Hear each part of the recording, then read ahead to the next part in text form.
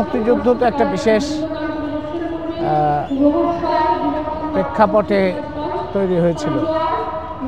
মানে পাকিস্তান রাষ্ট্রের মধ্যে জাতিগত নিপীড়ন, জাতিগত বৈষম্য, সাম্প্রদায়িক আক্রমণ, আঞ্চলিক বৈষম্য, অর্থনৈতিক বৈষম্য এবং একাধারে সামরিক বেসামরিক স্বৈরশাসন এবং শেষ পর্যায়ে গিয়ে বাংলাদেশের মানুষের হাতে নির্বাচিত হওয়া সত্ত্বেও ক্ষমতা হস্তান্তরে বাধা এবং শেষ পর্যায়ে গিয়ে গণহত্যা, এটার বিরুদ্ধে দাঁড়িয়ে তো বাংলাদেশের মুক্তিযুদ্ধ হয়েছে। তো বাংলাদেশের মুক্তিযুদ্ধ প্রমাণ করে যে বাংলাদেশের মানুষের অন্যায়ের বিরুদ্ধে, স্বৈরশাসনের বিরুদ্ধে, অত্যাচারের বিরুদ্ধে, শোষণের বিরুদ্ধে অপ্রতিরোধ্য একটা ভূমিকা প্রকাশিত হয়। পাকিস্তানের মতো এরকম একটা সশস্ত্র বাহিনী, খুবই উচ্চমাত্রায় প্রশিক্ষণপ্রাপ্ত, সেই বাহিনীর বিরুদ্ধে মোকাবেলা করে বাংলাদেশের মানুষ বাংলাদেশকে প্রতিষ্ঠা করেছিলেন, স্বাধীন করেছে। এবং সেই মুক্তিযুদ্ধের প্রক্রিয়ায় বাংলাদেশের মানুষের মধ্যে একটা স্বপ্ন তৈরি হয়েছিল যে বাংলাদেশ একটা আলাদা রাষ্ট্র হবে, পাকিস্তানের মতো হবে না।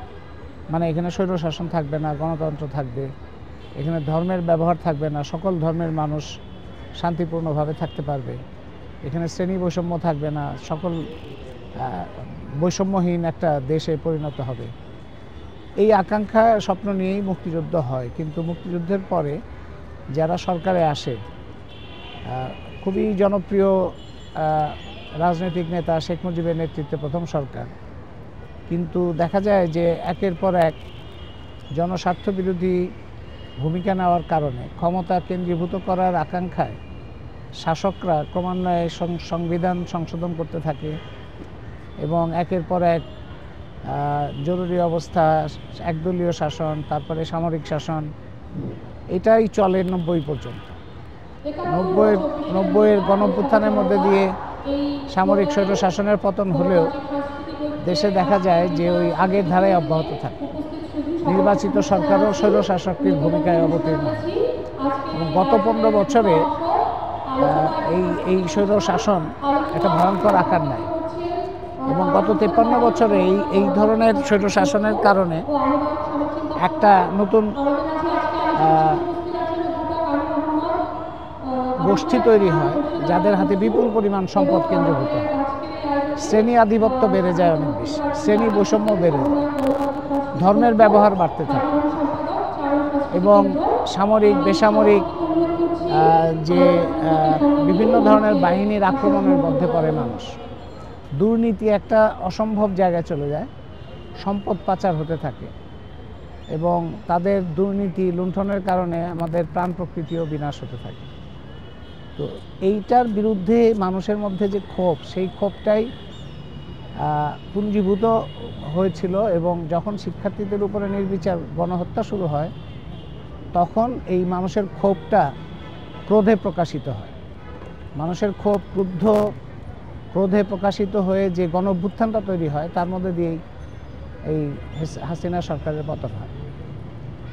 তো সেই পতনের এই গণঅভ্যুত্থানের মধ্যে মুক্তিযুদ্ধের সেই আকাঙ্ক্ষা এবং স্বপ্নটাই আবার প্রকাশিত হয়েছে যে একটা বৈষম্যহীন বাংলাদেশ দরকার।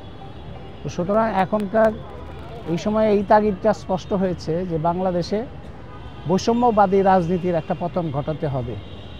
বৈষম্যহীন বাংলাদেশ করতে গেলে বৈষম্যের উৎসগুলোকে নির্মূল করতে হবে এবং বাংলাদেশে ধর্ম যাই থাকুক, জাতি যাই থাকুক, লিঙ্গীয় পরিচয় যাই থাকুক না কেন, এবং শ্রেণীগত বৈষম্যকে দূর করে বাংলাদেশ একটা সর্বজনের বাংলাদেশে পরিণত হবে, এই আকাঙ্ক্ষাই তৈরি হয়েছে।